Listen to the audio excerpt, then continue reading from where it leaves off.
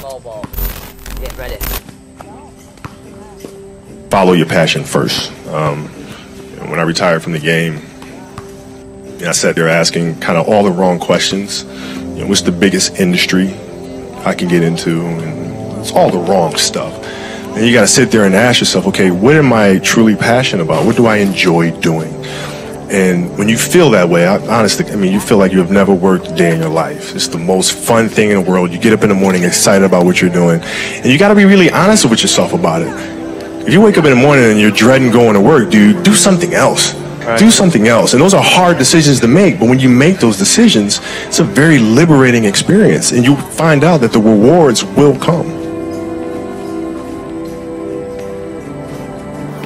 I think the best way to prove your value is to work, is to learn, is to absorb, to be a sponge. You always want to outwork your potential. As hard as you believe you can work harder than that. And that's what I tried to do when I first came to the league. But basketball is such a direct competition sport. And me coming in at 17, I hated when my teammates would say, I get hit with an elbow. Right? Shaq would hit me with an elbow in practice. And Nick Van Exel would come up and say, "Are you okay?" I'm like, what? Mao, are you okay? What the hell's wrong with you? So I always had that extra chip on my shoulder. So every day in practice for me was really trying to annihilate everybody that I was playing against. Because I wanted to prove you don't need to babysit me.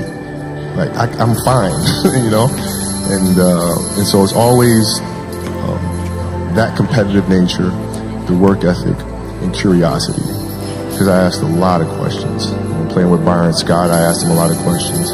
Eddie Jones, who was great at chasing guards off the screens, and I didn't understand how to do that. I would sit with him before practice, after practice. Magic, all the Laker greats, I would always sit down and just ask them questions about certain games that I studied growing up. What actually happened there? What did you feel there? Why?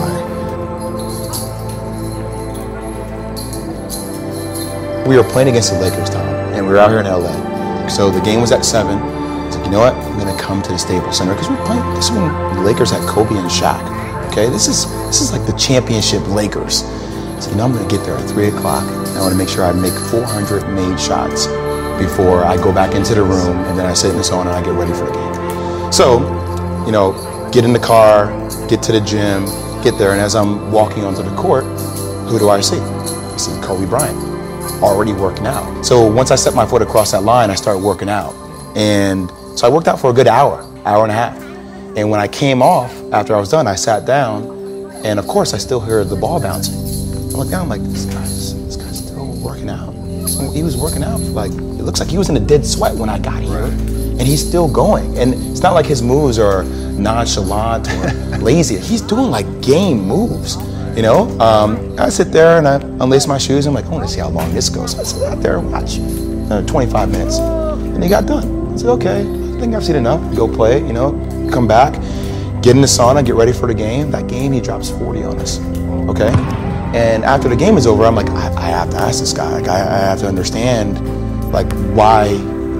why he works like that. Right. So after the game is over, I'm like, hey, Kobe, why were you in the gym for so long? He's like, because I saw you come in. And I wanted you to know that it doesn't matter how hard you work, that I'm willing to work harder than you. If your job is to try to be the best basketball player you can be, right? To do that, you have to practice, you have to train. Right? You want to train as much as you can, as often as you can. So if you get up at 10 in the morning, train at 11, right? 12, say 12, train at 12, train for 2 hours, 12 to 2. You have to let your body recover. So you eat, recover, whatever. You get back out, you train, start training again at 6. Train from 6 to 8, right? And now you go home, you shower, you eat dinner, you go to bed, you wake up, you do it again, right? Those are 2 sessions.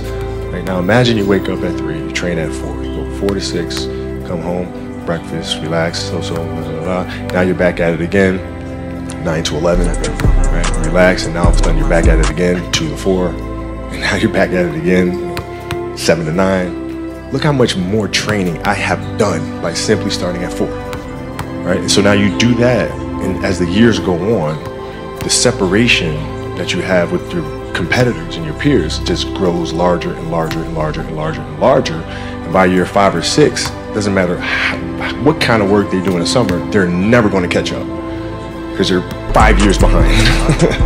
Right? So it makes sense to get up and start your day early because you can get more work in.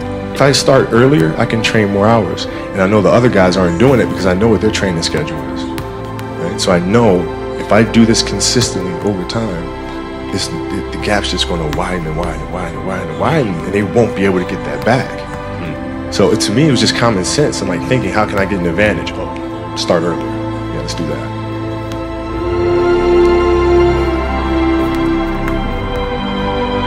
How do you develop that, or where do you learn that from? Well, I think it's just it's just a matter of what's important to you. What's important to you for whatever reason. I felt like I didn't feel good about myself if I wasn't doing everything I could to be the best version of myself. If I felt like I left anything on the table, it would eat away at me. I wouldn't be able to look myself in the mirror. And so the reason why I can retire now and be completely comfortable about it, because I know that I've done everything I could to be the best basketball player I could be.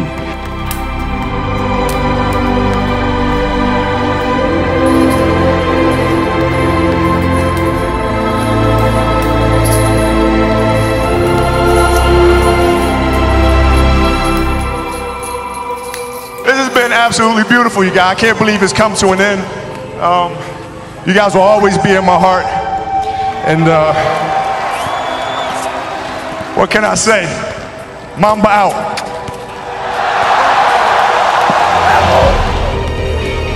To grow the individual will to become something, you must get comfortable with fear and failure. They must be your best friends. They're the only one that moves that needle of life. And the difference between a champion and someone who's forgotten is that a champion shows up. That's the only thing. Every day shows up.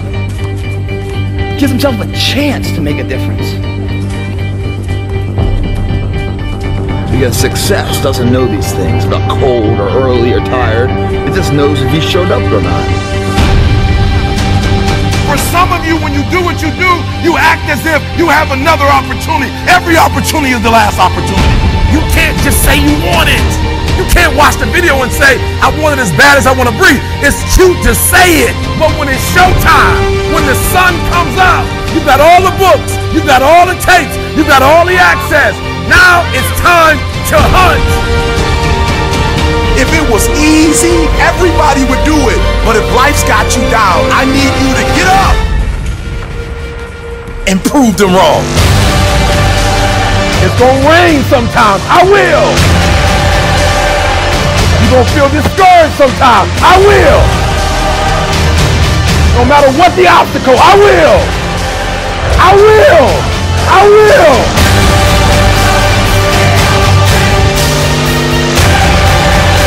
A true hunter's goal is not the prize. A true hunter's goal is to hunt. That's what they live for. They live to hunt. It's the whole process.